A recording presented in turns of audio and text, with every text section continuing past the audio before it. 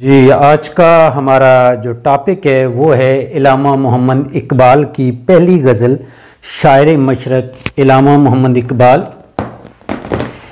इनका जो सबसे अहम ख़ासा है, गज़ल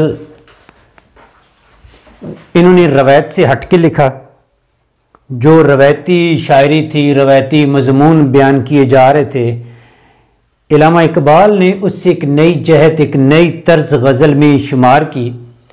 बल्कि ये भी कहा जाता है, कहा क्या जाता है, ऐसा ही है कि इल्लामा इकबाल की गज़लियात में से बाज़ गज़लों को अगर उनका उन्वान लिख दिया जाए तो उनका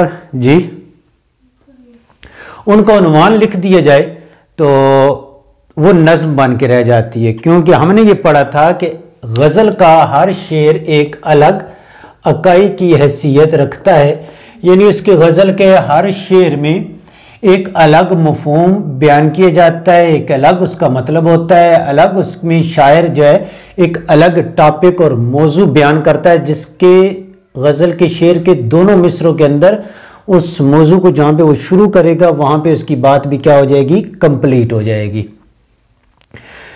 इल्लामा इकबाल ने जो रवायती शायरी थी, जो इश्क और मोहब्बत थे, उसे इश्क हकीकी का रूप दिया। इल्लामा इकबाल ने इसमें उम्मत मुसलमा के मसाइल का जिक्र किया, उम्मत मुसलमा के जो दरख्शां माजी था उसका जिक्र किया। इसी गज़ल को इल्लामा इकबाल यानी इसके दामन को वुसअत दी है, वुसअत बख्शी है। यही वजह है कि जो इकबाल की शायरी के जब भी कोई शायर उसकी तशरीह करने बैठता है, या जब कारी पढ़ता है, या जब टीचर पढ़ाता है और तालिब इल्म पढ़ता है, तो वो क्या देखता है कि उसके शेर को हमेशा वो इश्क मजाजी में देख रहा होता है कि इसका मफहूम एक इश्क मजाजी का लाजमी इश्क हकीकी देख रहा होता है कि इश्क हकीकी में नया निकलेगा। जी, ये पहली गज़ल के पहले 5 अशार शेर है जी। जिन्हें मैं ढूंढता था आसमानों में ज़मीनों में, वो निकले मेरे जुल्मत खाने दिल के मकीनों में। जिन्हें मैं ढूंढता था आसमानों में ज़मीनों में, अब आसमान और ज़मीन के दरमियान पूरी कुल कायनात फैली हुई है। गोया कि ये सिर्फ आसमान और ज़मीन, जहाँ पे मुराद क्या है कि पूरी कायनात के अंदर जिनको मैं क्या कर रहा था, ढूंढ रहा था, तलाश कर रहा था, वो निकले मेरे जुल्मत खाने दिल के मकीनों में। जुल्मत का मतलब क्या होता है, तारीकी, और खाना मीन घर, जुल्मत खाने दिल, दिल के जुल्मत में लफ्ज़ी मतलब ये दिल की तारीकी में, ये लफ्ज़ी मतलब है। मफ़हूम क्या है यहां पे, इससे मुराद है दिल की गहराई।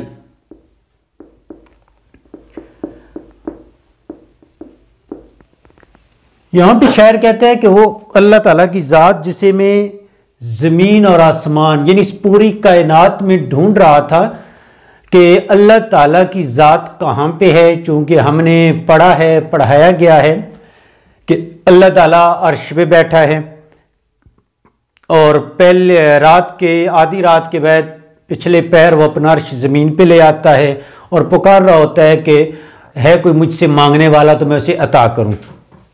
ये शरीयत की रूह से जो चीज़ है वो बताइए। दूसरा ये है कि अल्लाह ताला हर ज़र्रे के अंदर मौजूद है। शायर यहाँ पे तालीम वही दे रहा है जो आगे दूसरे शेर में भी वही बयान होगी। यहाँ पे शायर जो सबक दे रहा है वो क्या कह रहा है, खुदा शनासी का, और खुदा शनासी के साथ ही दे रहा है खुद शनासी। खुद शनासी जो है मफहूम ज़्यादा गहराई में जाएगा। खुदा शनासी, खुदा को शायर ढूंढ रहा है जी, अल्लाह ताला की ज़ात को।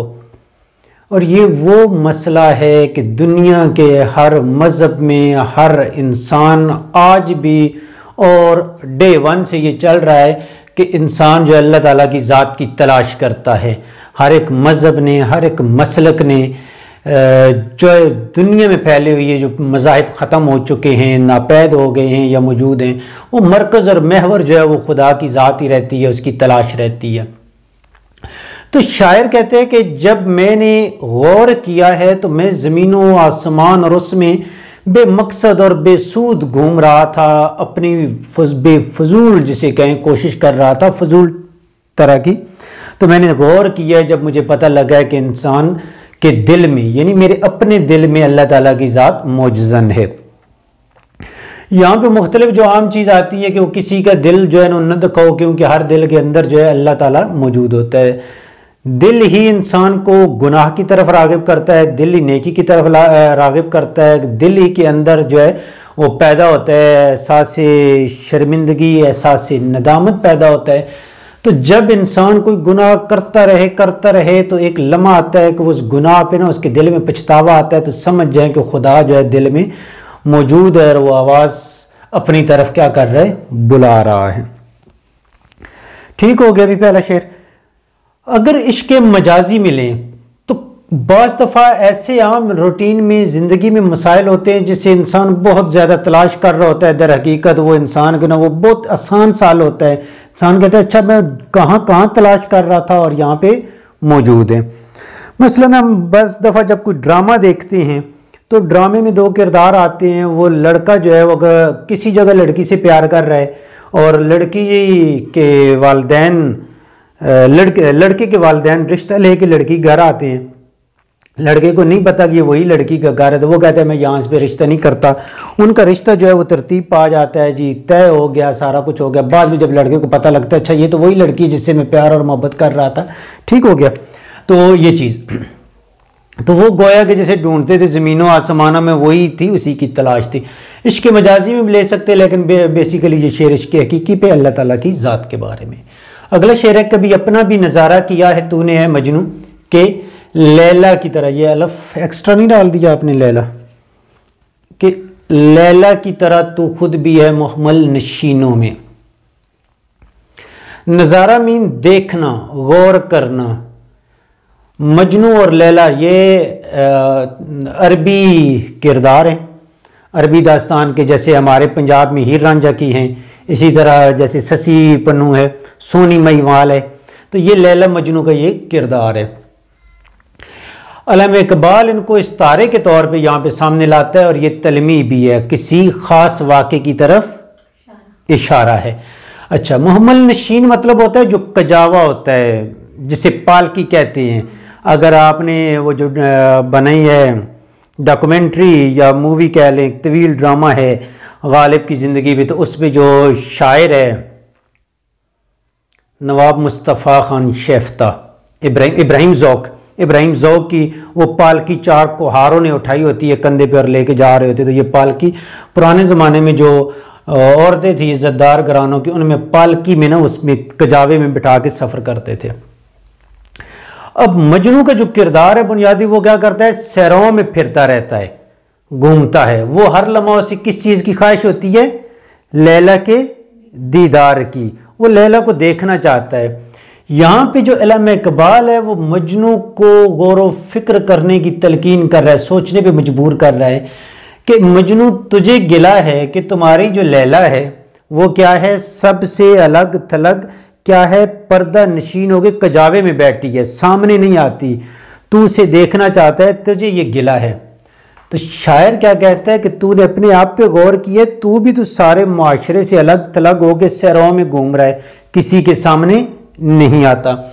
यहाँ पे जो है खुद शनासी क्या है कि इंसान को शायर अपने आप को पहचानने की तरफ राग़िब कर रहा है कि अपने आप को पहचानो कि तुम हो क्या, तुम्हारा मर्तबा क्या है।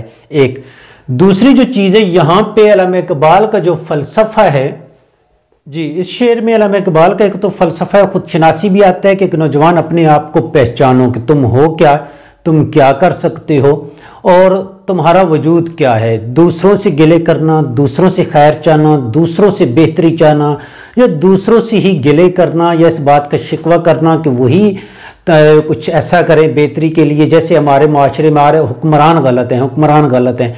दर हकीकत हर फर्द को अपने वो गिरबान में झांकना चाहिए, जो जिस लेवल पे है वहाँ पे वो कितनी ईमानदारी से काम कर रहा है। ठीक हो गया। दूसरा है फ़लसफ़ा हरकत, कि हरकत जो है वो सफ़र करता, और हरकत जो है ये सिर्फ ये नहीं है कि चलते रहना है, बल्कि जहाँ पे मायूसी आए, जहाँ पे सफ़र आपको ख़त्म होता हुआ महसूस हो, वहाँ पे भी हरकत है, रुकना नहीं है। जब ये सोच आपके अंदर आ गई कि लैला ही अपना नज़ारा कराए, यानी सोच आ गई कि फ़लाँ गलत है, सोच आ गई कि फ़लाँ इदारे की पॉलिसियों की वजह से मामलात मुल्क, कौम या मेरी ज़ातियात के आगे नहीं चल रहे ज़ात की हद तक, तो वहाँ पे ये सोच इधर हकीकत आगे हरकत सफ़र की तरफ लेके जाती है।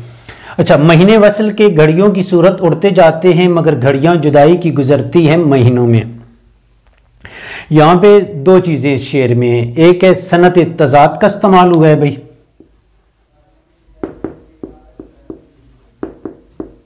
ठीक हो गया। अच्छा, क्योंकि वसल और जुदाई, पहले मिस्र में वसल मिलना, मुलाकात करना, और जुदाई अलहदगी, अलग होना, दो चीज़ें एक तो आ गया। और दूसरी जो चीज़ है ये सनत तज़ाद का आ गया, दूसरा आ गया ज़मानो मकान की थ्योरी आ गई भाई, जिसे इंग्लिश में टाइम एंड स्पेस की थ्योरी कहा जाता है।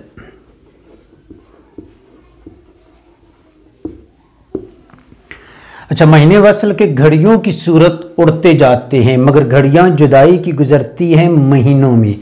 अच्छा, दो चीज़ें जिक्र की हैं शायर ने, एक वसल मुलाकात करना, मिलना, और दूसरी उसके मुतज़ाद जुदाई है। अब घड़ी का मतलब है सात मीन लम्हा, एक लम्हा जो एक आपका सेकंड है, और दूसरा है महीने, जहां पे महबूब से मुलाकात होगी। वो जो महीनों अगर मुलाकात होती रहे, यानी महीनों से यहाँ पे मुराद है 10 घंटे 5 घंटे, ज़्यादा टाइम का जिक्र किया गया है। जितनी देर भी मुलाकात होगी वो मुलाकात का दौरानिया ऐसे गुजरेगा जैसे एक लम्हा है, यानी पलक झपकते ही गुजर गया। जो जुदाई की घड़ियां हैं, अब यहाँ पे तजाद है, एक घड़ी एक लम्हा जहाँ पे महबूब से दूर रहे, वो ऐसे लगता है कि जैसे वो लम्हा महीनों पर मोहित हो गया है। तजाद आ गया चीज़।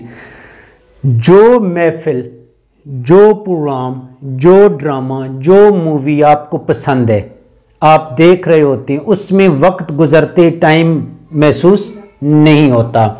अच्छा, जो चीज़ पसंद नहीं है, आप उसके मुतबादल उस चीज़ को चाह रहे हैं। यही ड्रामा, यही मूवी आपको किसी दूसरे की पसंद की देखनी पड़े जिसको आप पसंद ही नहीं करते, आपको अच्छी नहीं लगती, वक्त नहीं गुजरता, वहीं पे रुका हुआ महसूस होता है।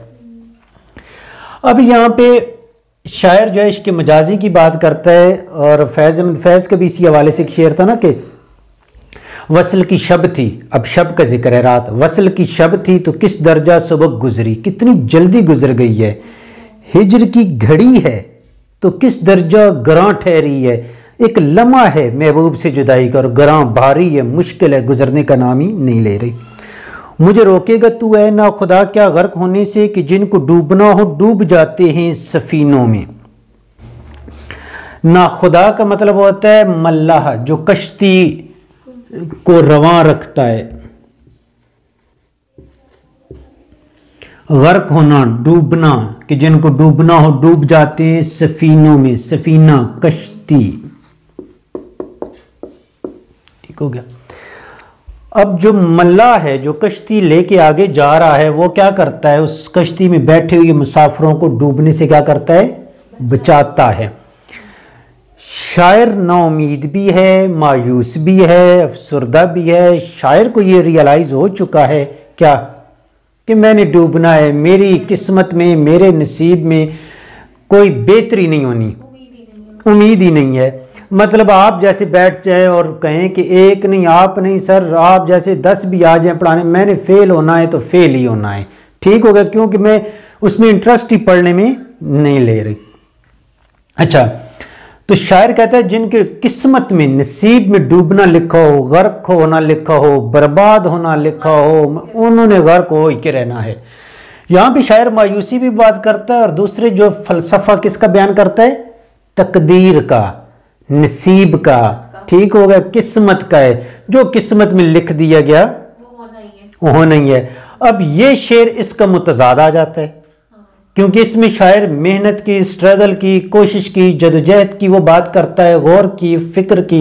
और यहाँ पे शायर कहता है नहीं भाई जो नसीब में लिखा है उसे एक्सेप्ट कर लो। ये टोटल मुतजाद है। आखिरी शेर है ये तो बिल्कुल आपने ना वो पाकिस्तान के बॉर्डर में जो है ना चली गई हैं, वहाँ पे जाके लिखा है, जला सकती है शम्मा कुश्ता को मौजे नफस उनकी, इलाही क्या छुपा होता है अहले दिल के सीनों में। शम्मा कुश्ता मीन बुझी हुई शम्मा। अब शायर यहाँ पे फिर जो है वो नेक पाकबाज वलीअल्लाह लोगों की बात करता है कि ये वो लोग होते हैं कि जो मौजे नफस, नफस सांस को कहते हैं, मौज लहर, तो सांस की लहर यहाँ पे मुराद फूंक, वो शम्मा जो बुझ चुकी है उसे फूंक से क्या कर सकते हैं, जला सकते हैं, जला सकती है। ठीक हो गया। हालांकि फूंक से शम्मा बुझाई जाती है, जलती नहीं है, लेकिन शायर कहता है आगे कहते हैं उनकी, उनसे किसकी तरफ इशारा है, वो लोग, इलाही ए अल्लाह ताला क्या छुपा होता है अहले दिल के सीनों में। यहाँ पे अहले दिल से नेक पाकबाज लोग, जैसे अल्लामा इकबाल अपने उस्ताद मौलाना रूम को मानते हैं, या किसी का भी और कोई उस्ताद मुर्शद जो होता है, शायर कहते हैं उन लोगों को अल्लाह ताला ने ख़ास कुदरत से नवाजा होता है, ख़ास सलाहियत से नवाजा होता है, जिसे हम करामत का नाम देते हैं। तो वो क्या करते हैं, बुझी हुई शम्मा को भी फूंक मार के क्या कर सकते हैं, जला सकते हैं।